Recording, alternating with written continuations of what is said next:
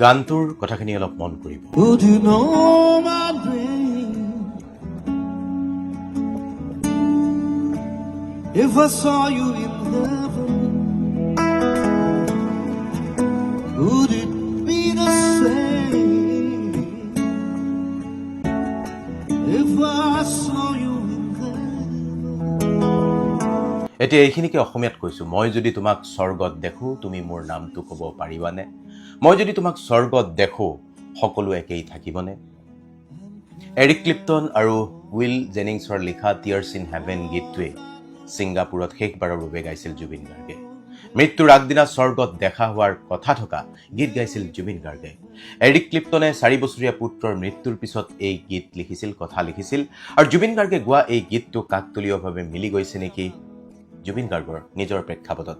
কাকতলীয় যদিও গীতটোৱে কোনো সংকেত আছিল নেকি জুবিন গাৰ্গৰ বাবে? আৰু এৰিক ক্লিপ্টনৰ গীতটোৰ শেষত কি আছে জানে? Beyond the door there is peace I am চিয়'ৰ।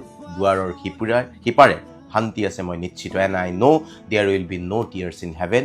আৰু মই জানো স্বৰ্গত আৰু কোনো চকুলো নাথাকে। স্বৰ্গত জুবিন দা কুশলে থাকক। জুবিন দা স্বৰ্গত থাকিও আমাৰ মাজত থাকক। অমৰ হওক জুবিন দা।